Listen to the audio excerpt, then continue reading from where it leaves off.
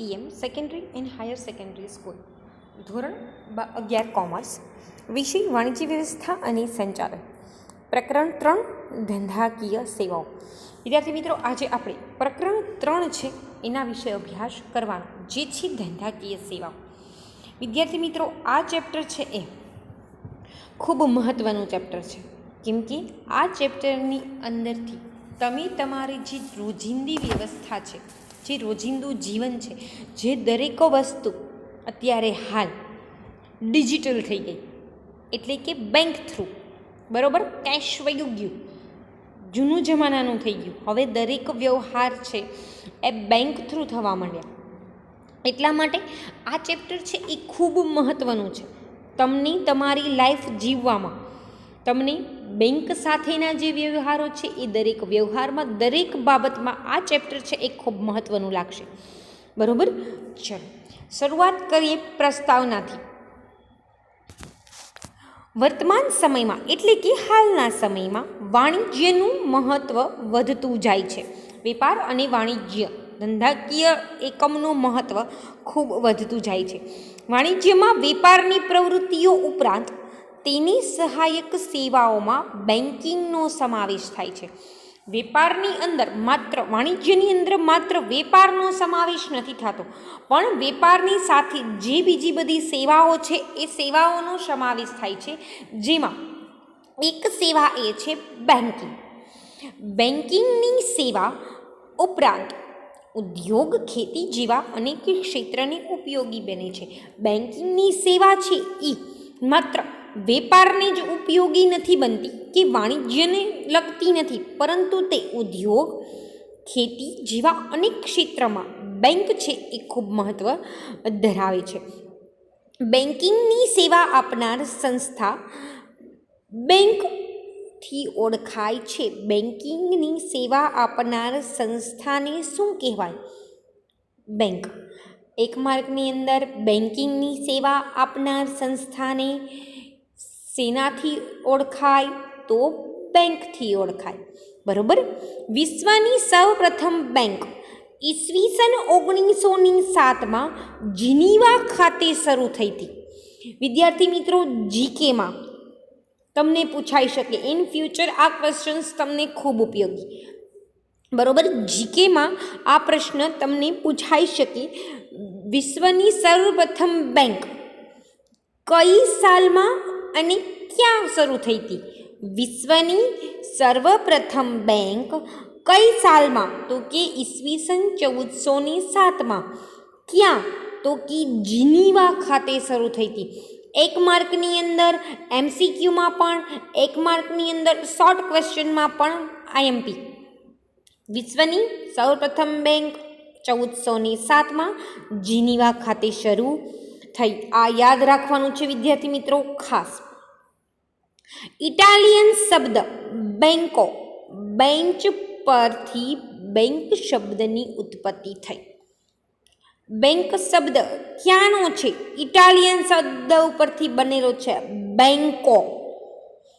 Bank શબ્દ ક્યાંથી ઉદ્ભવ્યો છે?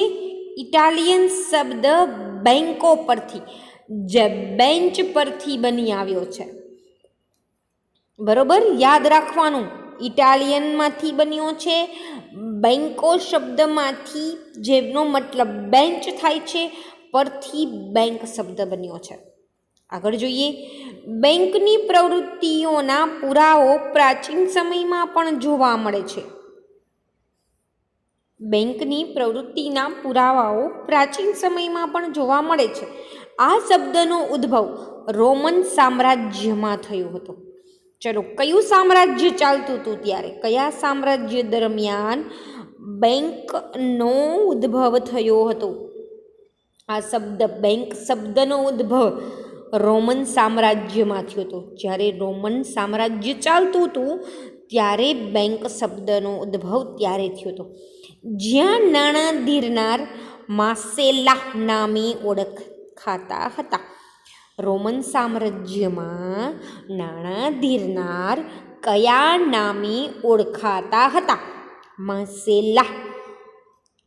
ફરીથી એક વખત, રોમન સમયમાં નાણાં ધીરનાર માસેલા નામે ઓળખાતા હતા. 1 માર્કમાં, MCQમાં 1 માર્કમાં, 1-2 વાક્યમાં પણ માટે પણ IMP. બંધવાળાની વચ્ચોવચ બેંકુ નામે ઓળખાતી એક લાંબી બેન્ચ પરની નાનકડી કામચલાઉ દુકાનો નાખવામાં આવતી. બંધવાળાની વચ્ચોવચ બેંકો નામે ઓળખાતી એક લાંબી બેન્ચ પર પોતાની નાનકડી કામચલાઉ દુકાનો નાખવામાં આવતી હતી. શું હતું તો કે બંધવાળાની વચ્ચે, ક્યાં? બંધવાળાની વચ્ચે, જેના પરથી બેંકો અને બેંક શબ્દની શરૂઆત થઈ હતી. બંધવાળાની વચ્ચે બેંકો નામે ઓળખાતી. ત્યારે શું કહેવાતું? જ્યારે રોમન સામ્રાજ્ય હતું ત્યારે નાણાં ધીરનાર માસ્લો નામે ઓળખાતા હતા. શું છે? માસ્લા નામે ઓળખાતા. જ્યારે એ બેંકને શું કહેવાતું? બેંકો. એક લાંબી બેન્ચ પર પોતાની નાનકડી કામચલાઉ દુકાનો નાખતા, જેના પરથી બેંકો અને બેંક શબ્દની શરૂઆત થઈ હતી. બરોબર છે વિદ્યાર્થી મિત્રો? ફરીથી એક વખત જોઈ લઈએ. બેંક છે એ માત્ર વેપાર અને વાણિજ્ય માટે નહીં, ઉદ્યોગ, ખેતી જેવા અનેક ક્ષેત્ર માટે ઉપયોગી છે. બેન્કિંગની સેવા આપનાર સંસ્થાને બેંક કહેવાય. વિશ્વમાં સૌપ્રથમ બેંક 1407માં જીનીવા ખાતે શરૂ થઈ હતી. એ શબ્દ ઇટાલિયન શબ્દ બેંકો છે, જેનો મતલબ બેન્ચ થાય છે. બેંક શબ્દની ઉત્પત્તિ થઈ. પહેલાંના સમયમાં પુરાવા તરીકે પણ છે કે ત્યારે પણ બેંક હતી. કઈ રીતે? તો કે બેંક શબ્દનો ઉદ્ભવ રોમન સામ્રાજ્યમાં થાય. તેમાં નાણાં ધીરનાર છે એ માસેલા નામે ઓળખાતા. MACE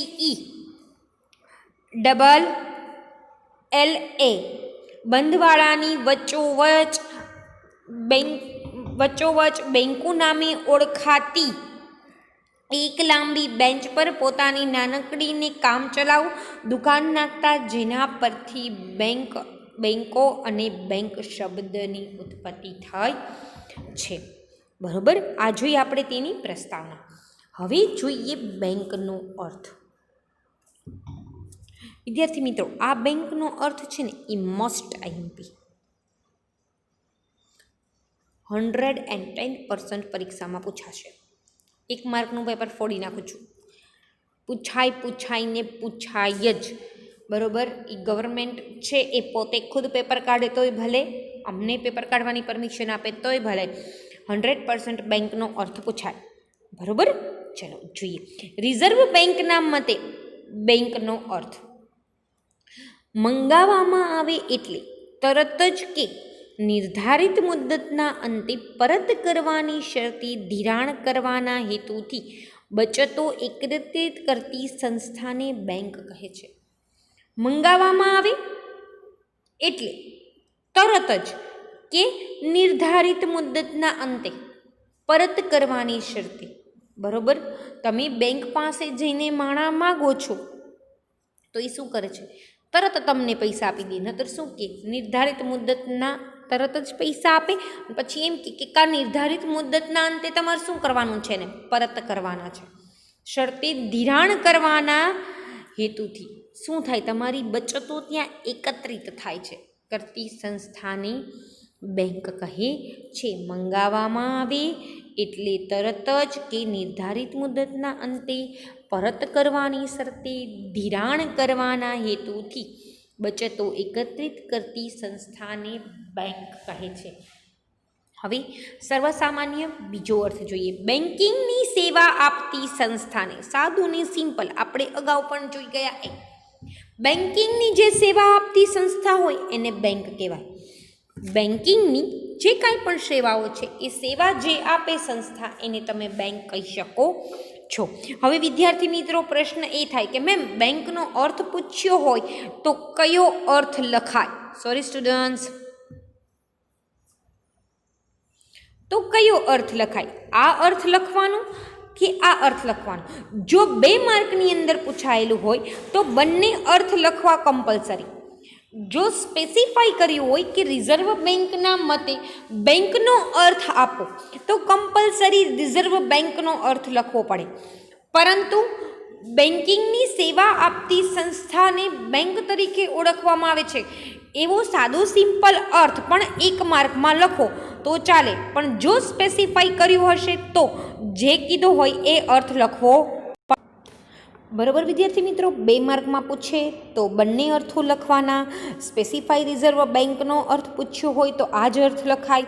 ખાલી બેંકનો અર્થ આપ્યો હોય એમ પૂછો તો બેંકની સેવા આપતી સંસ્થાની બેંક તરીકે ઓળખવામાં આવે છે એવી રીતના લખી શકાય.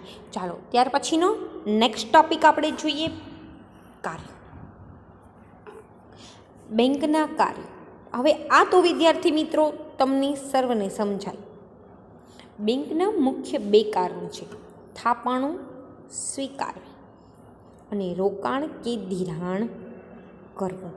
થાપણોને સ્વીકારી લેવાની, રોકાણ કરવું કે ધિરાણ કરવું.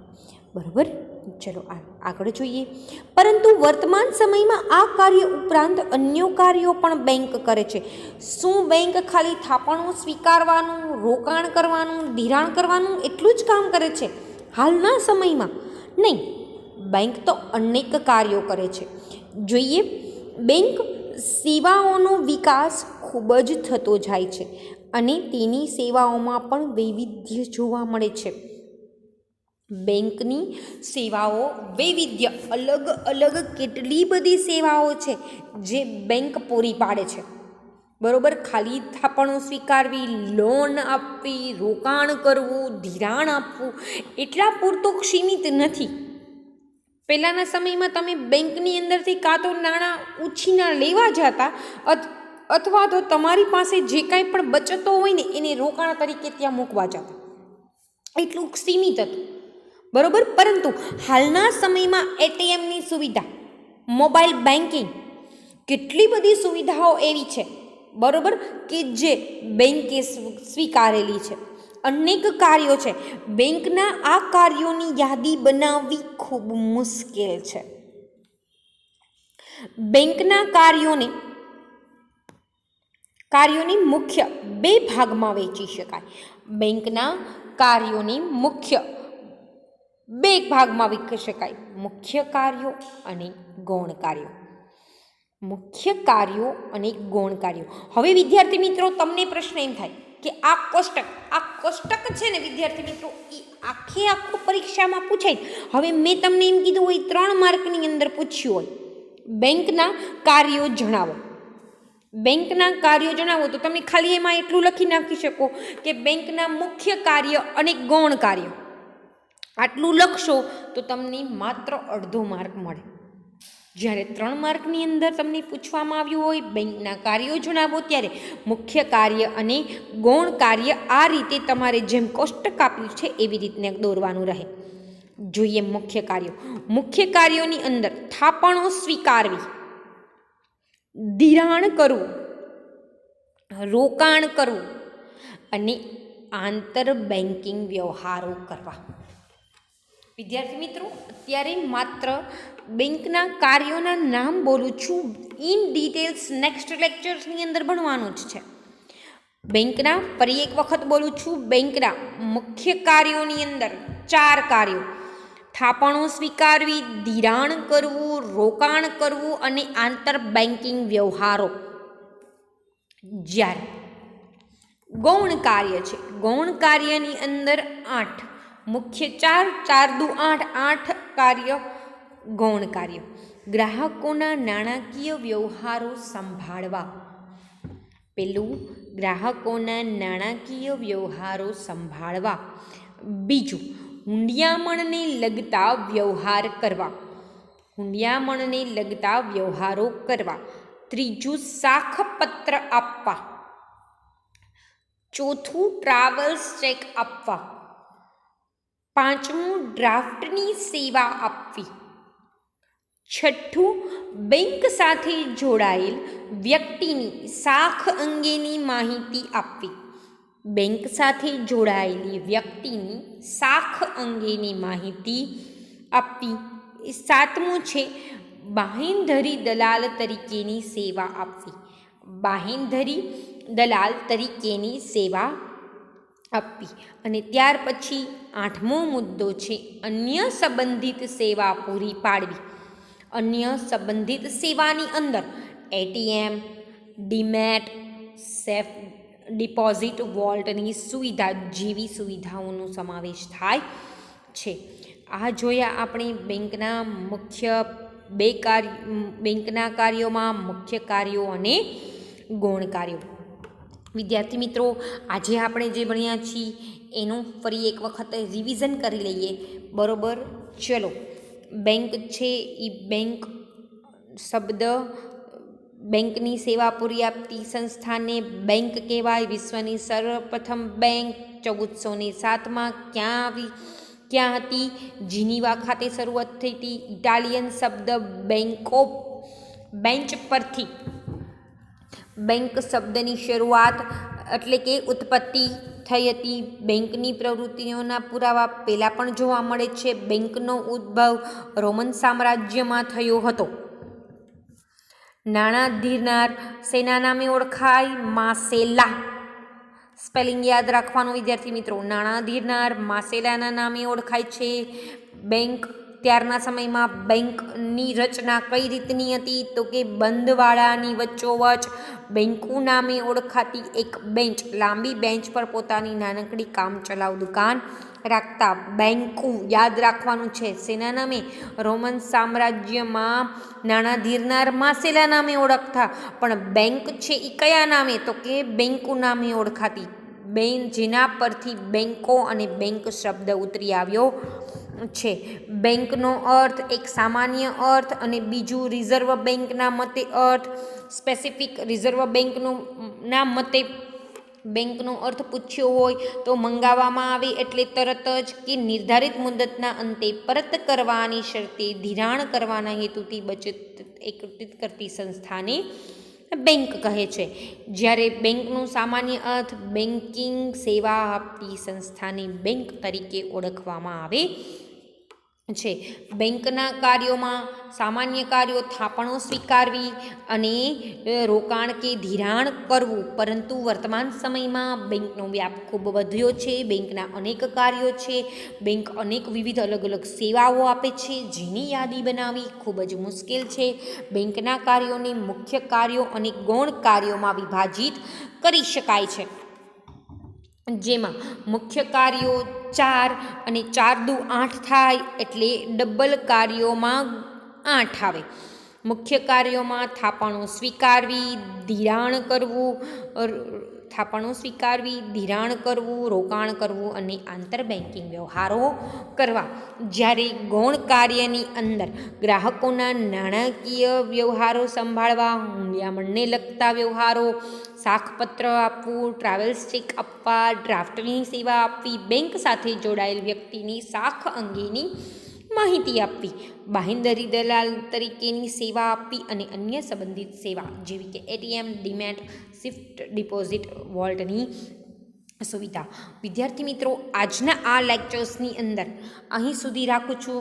આજના લેક્ચર્સની અંદર અહીંથી શરૂ કરી અને અહીંયા સુધીનું જ્યાં પૂર્ણ થાય છે ત્યાં સુધીનું ફેરબુકની અંદર એક વખત અને એક વખત રફબુકની અંદર કમ્પલસરી લખી અને સબમિટ કરાવવાનું રહેશે.